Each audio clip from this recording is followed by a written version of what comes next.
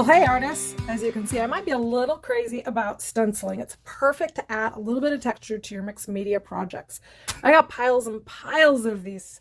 Where did I get them all? Well, I've been finding them at locally owned stores, the craft store in the home remodeling section of Michael's. I find them on Amazon, on the internet. Stencil Girl makes some great ones. Tim Holtz has some great ones. You're going to have to hunt them down and find your favorites. But for me, I love the organic or geometric shapes. Those are my favorites, and I've got quite the collection, but I wanted to review with you really quick what to do with stencils. So here's the thing. I see a lot of people using too much paint, and they end up making a mess. So I wanted to show you today just a few little tips on how to get good stencil marks. Here are the different ways in which you can apply the paint. All right, my favorite is to just use an old bright brush. Bright is the name of this type of a bristle, bright. The old kind of rough and dry brush like this, that's going to be perfect for doing stenciling. Some people use makeup sponges. They come in all different kinds of ways of making makeup sponges. I've got this one from somewhere on clearance, and these little foam sponges, sometimes people use those.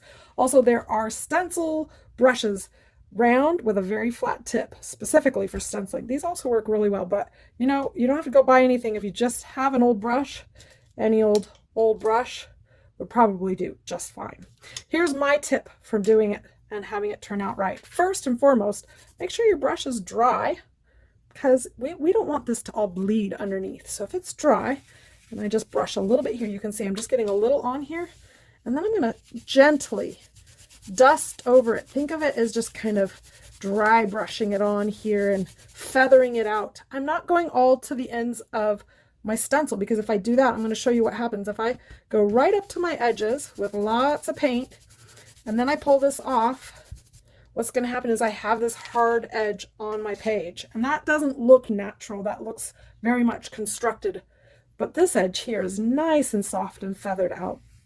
And so that gives it a little bit more of a organic feel blending into your work. Here's another, I'm going to just show you a couple other options. So this is the round brush made specifically for stenciling. I'm still going to take whatever paint I have and dab it off so I don't have too much. If you have too much, it's going to go right under. Now I'm going to go ahead and fill this out.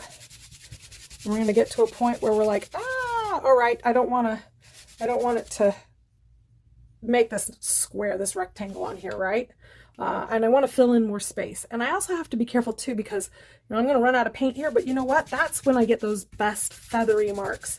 So it's starting to run low on paint, which means it's kind of blending into the background, but we've got to continue this pattern. So I'm going to line it up. I'm going to look at this design and see where I can line it up. And I'm going to keep on going. I'm just going to take a little more paint. I don't want to overdo it. And overlapping them. It's a lot of fun too. So there you go. Now I've pulled that design one over the other, and they're starting to kind of overlap each other. And last but not least, let's just see what happens if we have this foam brush here. Now I love this. This is a great organic shape. I'm going to dab just a little, and I'm going to show you, because this is what I see most people using, some form of a foam brush, and they use a lot of paint. See how much more paint it seems that I need in order for this to work. I'm not judging. If this is your way and your method and you've been doing it forever and it works for you, then by all means do it. Here, I've got this foam brush too, so I can show you. That was the makeup foam brush.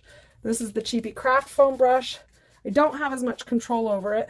I think it's still working okay, but I don't get the feathery feel, and it's very easy. See how it kind of bled underneath? I'm picking up too much paint and putting it on here. Whereas if I put this over here, and I use one of my stiff brushes, and I use just a little bit of paint and no water, then I can easily feather it out and dry brush it and give it this really nice texture. See? Ooh, the paint from before is still on here, but these little happy accidents doesn't matter to me that much. I just want you to know, if it happens, go with it. Go with the flow. Let it be serendipity for you. Dab a little of it up if you need to, and keep on making more layers. Don't look for perfection in your work, but here's just a few little tips.